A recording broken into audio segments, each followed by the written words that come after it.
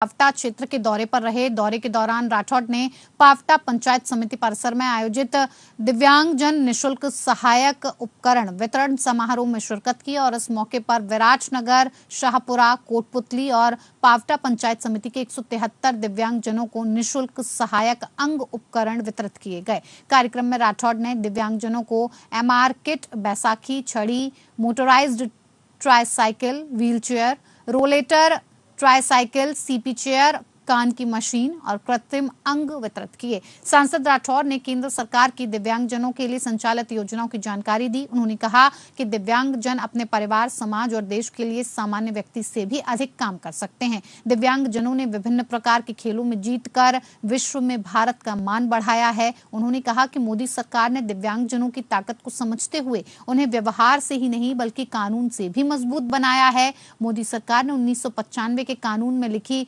दिव्यांगजनों की परिभाषा को बदला है। भारत सरकार ने शिक्षा एवं रोजगार में अवसर प्रदान करने के लिए दिव्यांगजनों को विशेष ऋण दिए जाते हैं।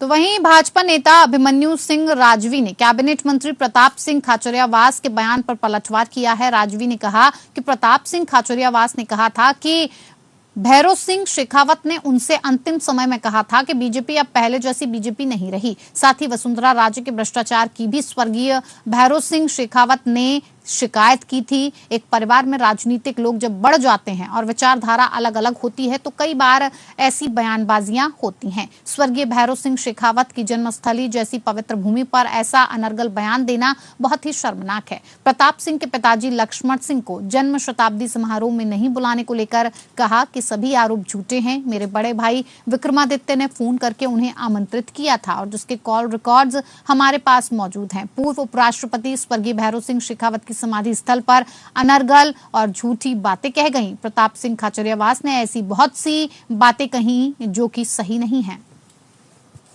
मैं आज की विषय वस्तु आपके सामने रखूंगा। जब एक परिवार में, एक राजनीतिक परिवार में राजनीतिक कार्यकर्ताओं की संख्या बढ़ जाती है और उसके अंदर भी विचारधारा जब अलग हो जाती है तो उस परिवार में राजनीतिक मतभेद होना आम बात है, कोई बड़ी बात नहीं है। लेकिन अपनी राजनीतिक स्वार्थ सिद्धि के लिए अगर उस मतभेद का स्तर गिरा दिया जाए तो कहीं ना कहीं उसका जवाब देना अनिवार्य हो जाता है। आप सबको ध्यान है कि श्री प्रताप सिंह जी खाचरियावास हमारे परिवार के सदस्य हैं और श्रद्धेय भैरव सिंह जी शेखावत साहब के भतीजे हैं।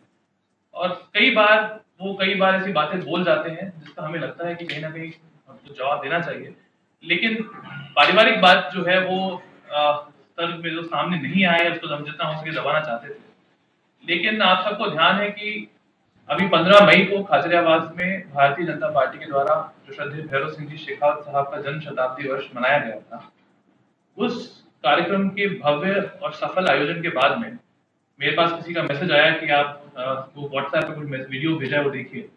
वो वीडियो देखा तो उसमें हमने देखा कि प्रताप सिंह जी खाचरियावास ने ऐसा कहा है और वो भी भैरव सिंह जी शेखावत साहब के समाधि स्थल जैसी उस पवित्र भूमि पर खड़े होकर इतना अनर्गल, इतनी झूठी बातें उन्होंने की है